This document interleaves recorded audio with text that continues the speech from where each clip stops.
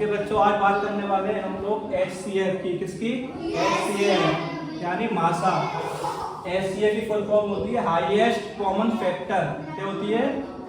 Highest common factor.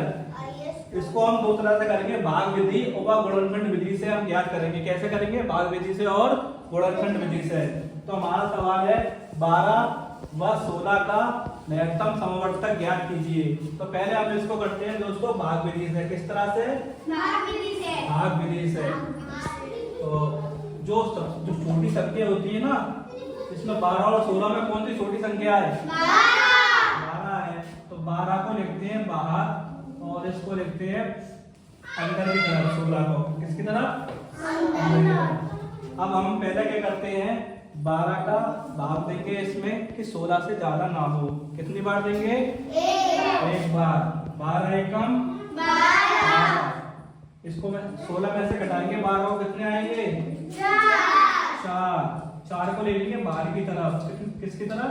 बाहर की तरफ। फिर जो 12 वाली संख्या होती है ना, शुरू में जैसे हमने भाग दिया था, उसको लेते हैं अंदर। ठीक है। अब फिर हम 4 से फिर भाग देंगे 12 में। कितनी बार जाएगा? 3। 4 दिया 12। ये पूरी तरह कट गया। जब सवाल पूरी तरह कट जाएगा तो हमारा मासा क्या होता है, जिससे हम पूरी तरह से भाग चले जाएगा, वो मासा होगा। तो किससे गया मासा हमारा? 4 से। मासा क्या होगा? 4, क्योंकि 4 का भाग पूरी तरह से इसमें कट गया है। ठीक है, भाग चला गया है तो पूरी तरह से। तो अब हमारा भाग विधि से तो इस तरह से करेंगे हम, मासा निकालेंगे भाग विधि से। ठीक है। अब बात करने वाले हैं गुणनखंड विधि से। समझ में आया? अब करेंगे गुणनखंड विधि से। किस तरह से? कितना उसका आंसर कितना आया था? 4। अब देखो इससे भी 4 ही आएगा। पहले लिखेंगे 12 के गुणनखंड करेंगे। पहले 12 कितनी बार कटेगा? 6 बार। कितनी बार कटेगा? 3 बार। फिर 3 से काट देंगे 1 बार। अब दूसरी संख्या क्या है हमारे पास? 16। तो 16 को काटेंगे, कितनी बार कटेगा? 8। अब 2 1। ठीक है, 1। अब क्या करते हैं, पहले लिखते हैं 12 के गुणनखंड कौन कौन से थे? 2 गुणा 2 गुणा 3। और 16 के बोलो 2 गुणा 2 गुणा 2 गुणा 2। ठीक है। अब हम इस तरह से लिख लेते हैं इसको। अब हम इसके जोड़े बनाते हैं। जैसे अगर ऊपर 2 है तो नीचे भी 2 होना चाहिए। तो इन दोनों ऊपर कितने हैं? 2 है, नीचे भी 2 है। तो इसको हम एक जोड़ा बना लेते हैं। ठीक है। आगे की तरफ बढ़ते हैं। आगे क्या है? 2, नीचे भी 2। ठीक है, इसका जोड़ा बना लिया। 1 2 जोड़े बन गए। आगे बढ़ते हैं। 3 है और नीचे क्या है? 2। इसका जोड़ा नहीं बनेगा। ठीक है, जिसका जोड़ा बनता है उसको हम फिर दोबारा से नीचे लिखते हैं। 2 गुणा 2। तो अब इसका आपसी में गुणा करेंगे, क्या आएगा? 4। तो इस तरह से गुणनखंड विधि से भी हम मासा ज्ञात कर सकते हैं। इससे भी हमारा आंसर 4 आया है। और हमने भाग विधि से किया था, वो भी आंसर 4 आया। 8 व 12 का महत्तम समवर्तक याद करो। 8 व 12 का महत्तम समवर्तक याद करो। तो हम इसको भाग विधि से भी करेंगे और कैसे करेंगे? गुणनखंड विधि से भी। ठीक है, पहले बात करते हैं हम भाग विधि से। कैसे करनी बेटा? भाग विधि से। तो इन दोनों में छोटी संख्या कौन सी है? 8 और 12। 8 को लेंगे बाहर की तरफ और अंदर के लेंगे 12। 8 का भाग 12 में कितनी बार देंगे? 1 बार। 12 में से 8 घटाएंगे कितने बचे? 4। 4 को लेंगे बाहर की तरफ और जो ऊपर हमने 8 से भाग दिया था उसको लेंगे अंदर। अब 4 का भाग 8 में लेंगे, कितनी बार जाएगा? 2 बार। 4 दूनी 8। पूरी तरह से कट गया। मासा क्या होगा? 4। अब इसी सवाल को हम करेंगे गुणनखंड विधि से। पहले हम 8 को लेते हैं। 8 को काटेंगे, कितनी बार कटेगा? 4 बार। फिर 2 4 को काटेंगे, 2 से कितनी बार कटेगा? 2 बार। फिर 2 से 1 बार। और हमारा दूसरी संख्या क्या है? 12। 12 को काटते हैं, कितनी बार कटेगा? 6 बार, फिर काटनी है 3 बार, फिर 3 से 1 बार। ठीक है, अब 8 बराबर कितने गुणनखंड आए थे आपके? 8 के हमारे 2 गुणा 2 गुणा 2, और 12 के कितने आए थे बच्चों? 2 गुणा 2 गुणा 3। अब हम क्या करेंगे आगे? जोड़े बनाएंगे। क्या बनाएंगे? जोड़े।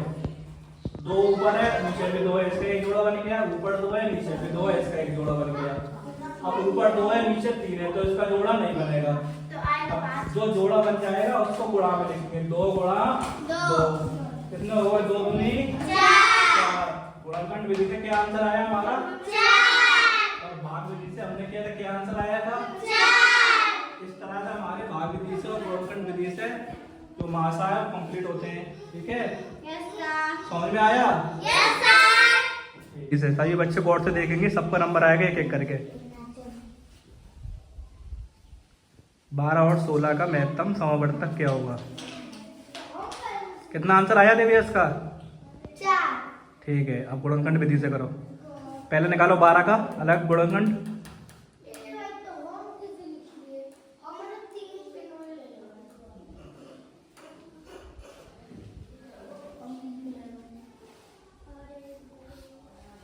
गुणनखंड विधि में क्या बनाते हैं? जोड़े।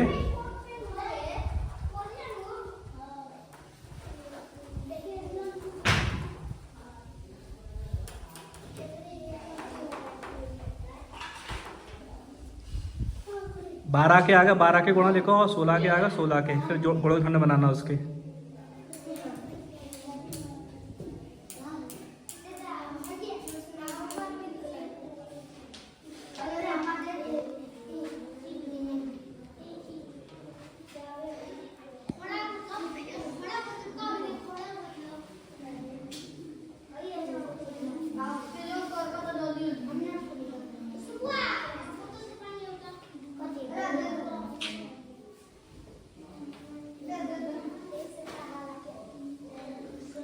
कितने जोड़े बने देवेश के?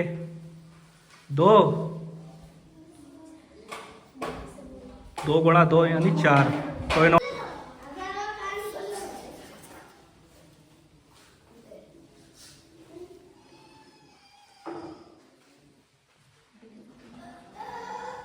कौन करेंगे सवाल? साजिदा।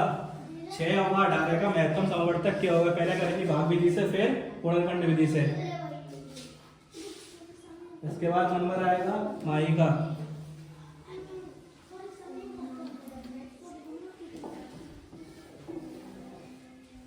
छह 18।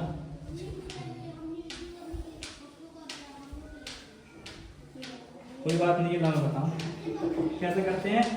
हमने 6 पहले छोटी संख्या होती है उसको लेंगे बाहर की तरफ, बड़ी संख्या होगी उसको किधर लेंगे? अंदर की तरफ। आवाज नहीं। 18। 6 का 18 में कितनी बार जाएगा? 6 किया 18, तो इसका महत्तम समावर्तक तो 6 वैसे ही आ गया। क्या आ गया मासा इसका? 6 आ गया मासा। पूरी बार चलेगा तो वो ही मासा हो जाएगा उसका। क्या होगा मासा इसका? 6। अब भाग विधि से कर। पहले 6 के गुणनखंड कर, फिर 18 के गुणनखंड कर।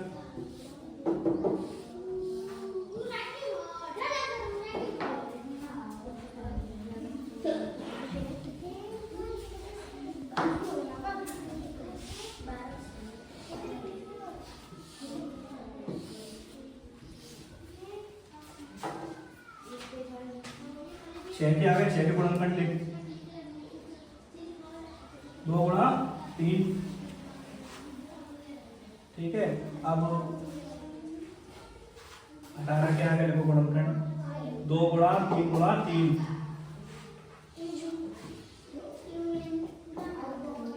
अब जोड़े बनाओ उसके।